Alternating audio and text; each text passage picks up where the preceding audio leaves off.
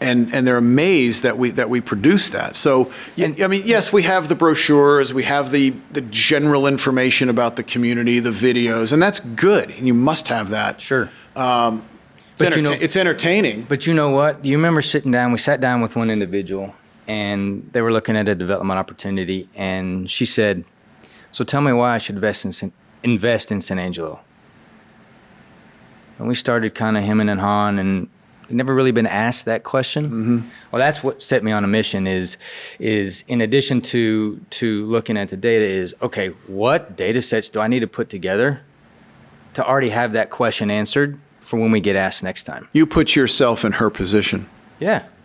I should have already had that answer ready to go. And that's what I would expect to be able to say when somebody says, why should I invest in this town? Bam, this is why.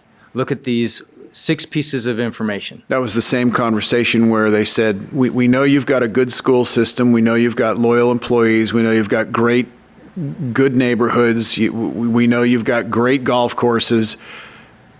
Everyone's got that. Yeah. What sets you apart?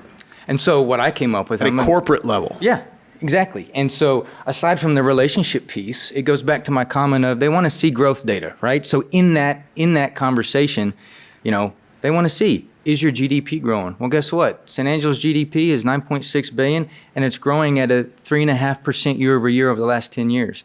That's provable growth data. Exports. There's a big export community. Over $320 million a year in exports alone, showing a 6% year over year growth over the last 10 years. Population. You know how much our population has grown? Now, that's a touchy subject out here, but over the last 20 years, we've grown about 14%. Not too shabby. So it's nice, slow growth in a pace that the city can absorb.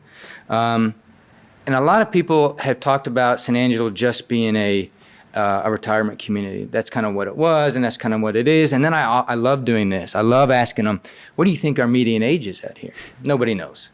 And then when I hit them with, it's 35, they are blown away. We have a young, youthful, organically growing population, aside from all the people that are deciding they want to come here and stay here and live here or come back here if they've been here before.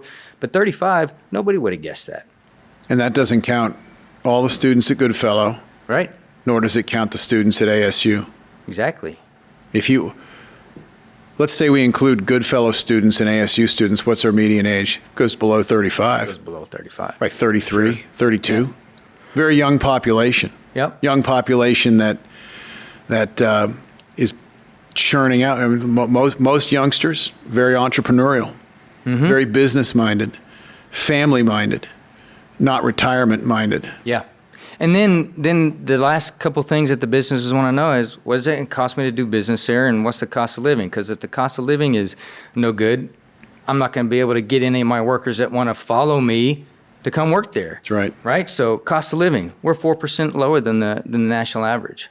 At the same time, our cost of doing business is almost 8% lower than the U.S. average. And what buoys that cost of doing business is a stable labor force. You know who all these data analytics that we promote, run specifically for different companies that we're working with, to give them that information